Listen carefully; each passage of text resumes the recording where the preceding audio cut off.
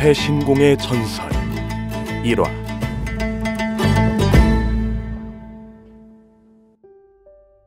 세상에는 전설이라고 하는 것이 전해 내려온다. 그것이 사실이었는지 그저 이야기거리였는지는 누구도 모른다. 이것을 얻으면 그 시대 최고의 고수가 될 수 있다.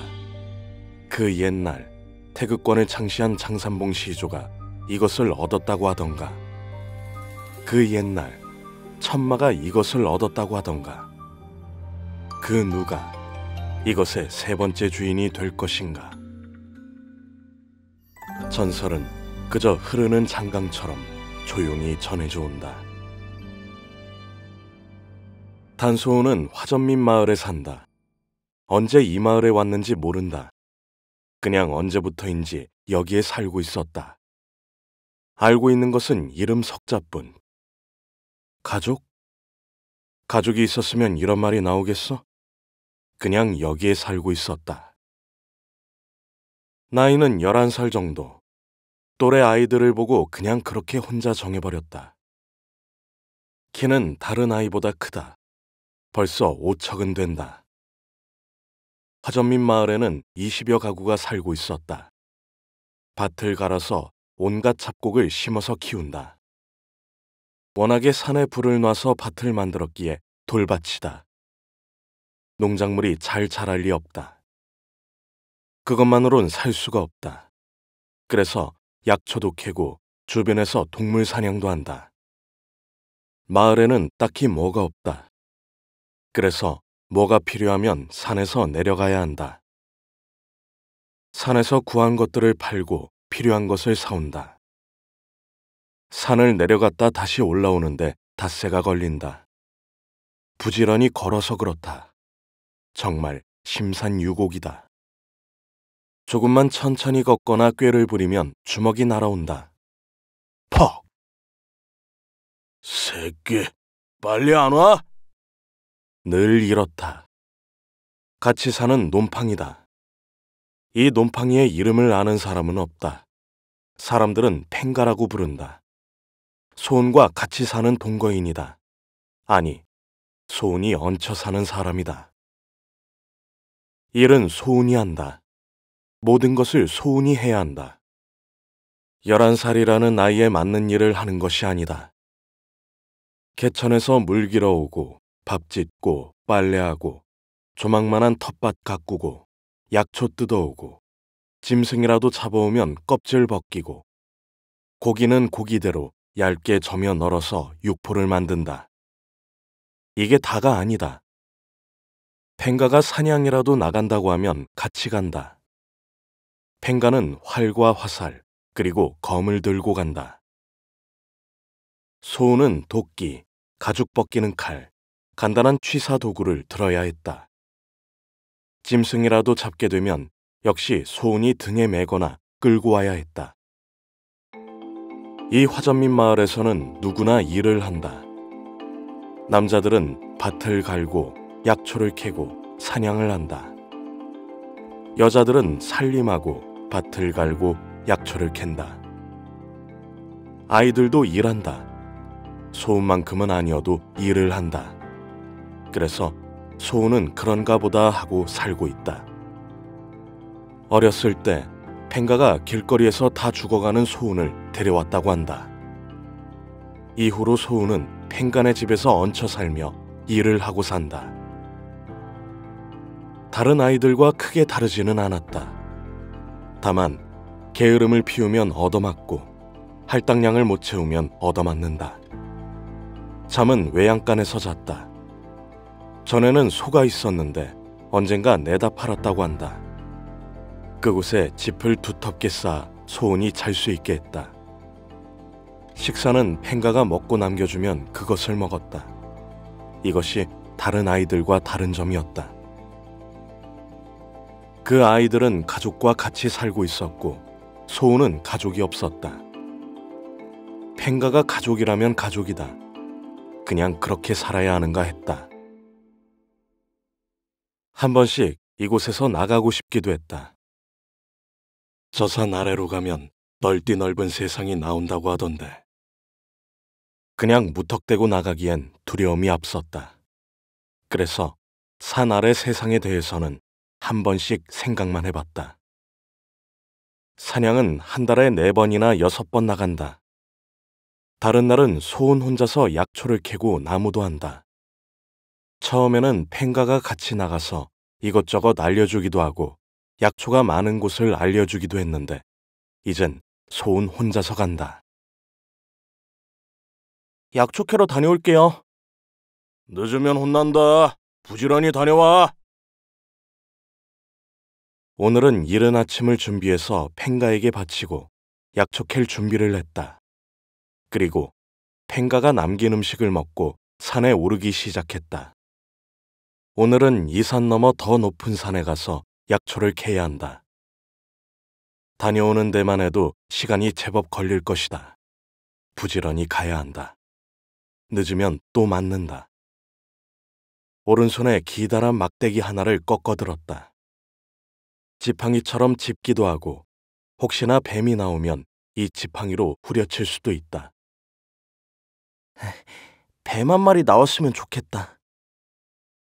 불에 구워 먹으면 그 맛이 일품이다. 단백질이 부족한 그에게는 영양 보충거리가 된다. 뱀 나와라 노래를 하면서 가다 보니 어느덧 약초가 많은 곳에 도착했다. 양지 바른 곳에 짐을 풀어놓고 약초를 캐기 시작했다. 마을에서 좀 먼 곳이라 사람들이 별로 오지 않아 그런지 좋은 약초가 많다. 캐어가면 팽가가 좋아하겠다. 부지런히 캐고 돌아가야지. 약초를 캐는데 뭔가가 눈길을 끈다. 이게 뭐지? 나무 조각을 하나 주었다. 손바닥 반만한 크기였다. 신분을 증명하는 목패와 비슷하게 생겼다. 일부만 흙에서 드러나 있었고 나머지는 파묻혀 있었다. 원래 신분을 증명하는 것은 아패라고 부른다. 부유한 사람들은 상아나 금속으로 만들었기 때문에 아패라고 불렀지만 일반 평민은 목패를 사용했다. 무게가 일반 목패보다 2배 이상 무거웠다. 손으로 비벼서 흙을 털어봤다. 물에다가 깨끗이 닦아봤다. 이 목패는 신분을 증명하는 목패와 크기와 모습은 비슷하지만 매끈하게 잘 다듬어져 있고 양쪽 면에는 아주 작은 글자가 빼곡히 새겨져 있고 목패의 옆면에는 작은 문양이 빼곡히 그려져 있다. 글을 배운 적이 없어서 목패에 새겨진 글자가 뭔지는 알 수 없었다. 그래도 들고 있으니 기분이 좋아진다. 가다가 넘어지더라도 빠지지 않도록 주머니에 잘 챙겨 넣었다. 목패를 발견해서 이것저것 해보고 하느라고 정신이 팔렸었다. 그래서 좀 늦었다. 부지런히 돌아가야 한다. 늦으면 맞는다. 집에 도착하자마자 팽가에게 가서 약초를 다 따왔다고 얘기했다. 왜 이리 늦었어? 다짜고짜 매질이다. 한참을 맞고는 외양간으로 돌아왔다. 저녁도 남겨놓은 게 없었다. 줄임배를 움켜쥐고 외양간 짚을 쌓아 한기만 막을 정도로 만든 자리에 누웠다. 손에는 목패를 꼭 쥔 채였다. 맞은 곳이 욱신거린다. 그래도 워낙에 피곤했던 터라 곧 잠이 들었다. 잠이 들면서 목패에서 은은한 빛이 새어나왔다. 그 빛이 소운에게로 스며들었다. 소운은 꿈을 좋아한다.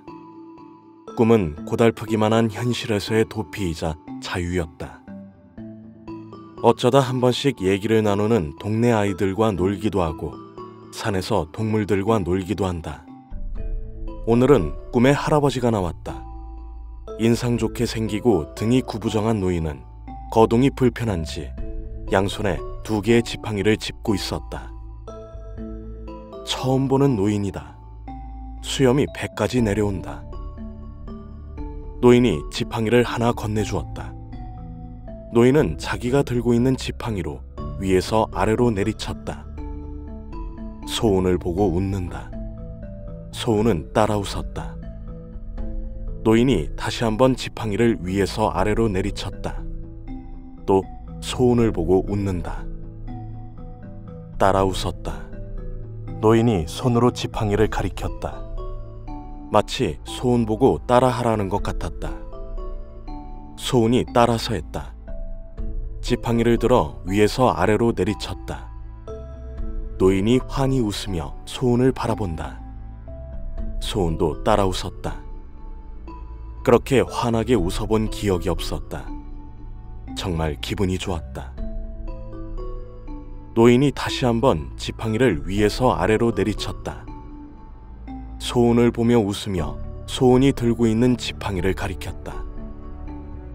소운이 따라서 지팡이를 위에서 아래로 내리쳤다. 노인이 환히 웃는다.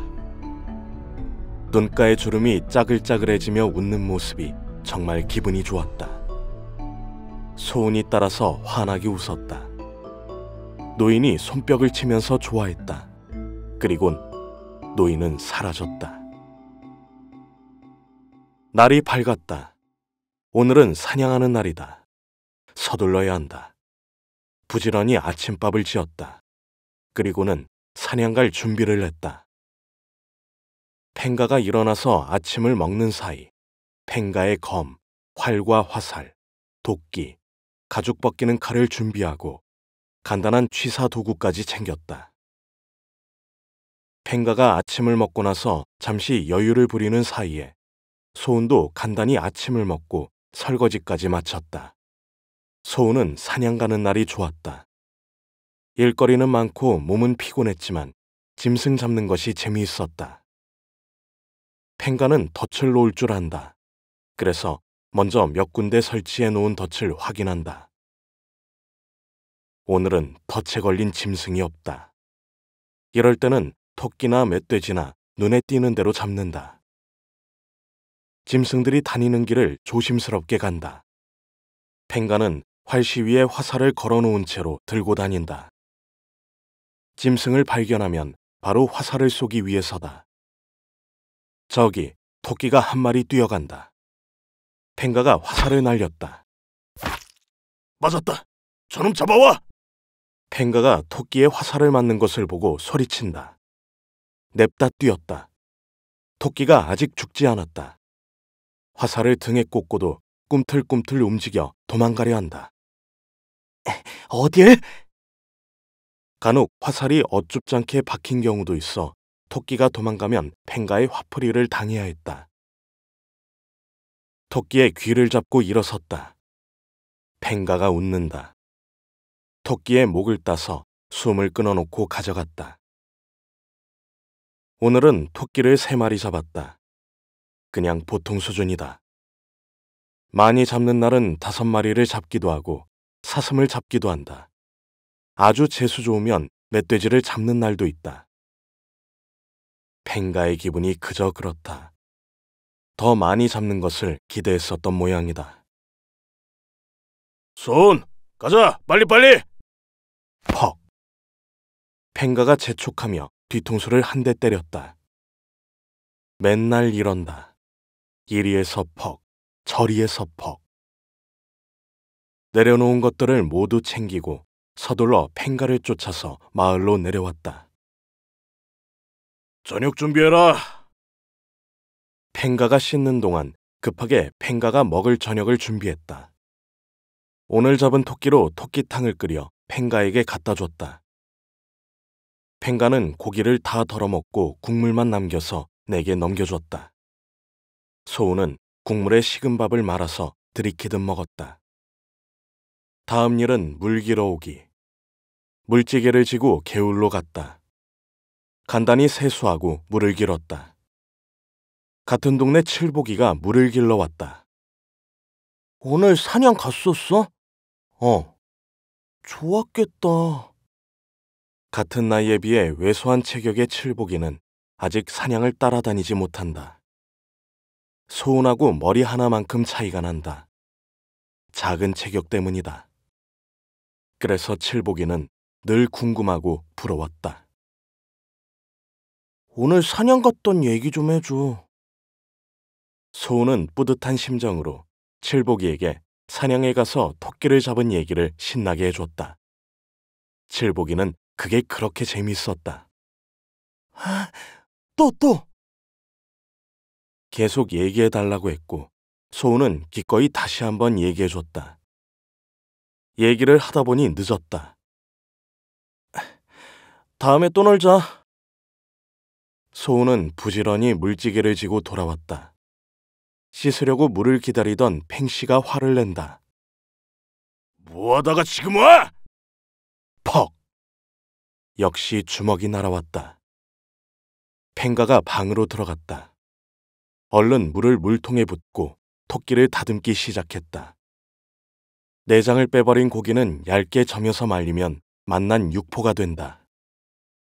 가죽을 벗겨 음지에서 잘 말려놓아야 한다. 상처 없이 잘 마른 토끼 가죽은 시장에 내다 팔 수 있다. 가죽에 남는 상처를 최소화해야 제값을 받을 수 있다. 배부터 갈랐다. 내장을 먼저 빼내고 가죽을 벗기기 시작했다. 여기서부터 기술의 차이가 난다. 칼을 잘 다뤄야 한다. 상처 없이 말끔하게 가죽을 벗기는 사람이 있는가 하면 여기저기 상처를 만들어 지저분하게 가죽을 벗기는 사람이 있다. 소우는 전자에 속했다. 그것도 아주 깔끔하게 잘하는 편이었다. 이따금 누군가 사슴이나 곰을 잡으면 소운에게 가죽을 벗겨달라고 부탁했다. 물론 팽가에게 부탁했다. 소운이 가죽을 깔끔하게 벗겨주면 팽가가 공치사하면서 돈을 받아 챙겼다. 소운은 팽가의 봉이었다.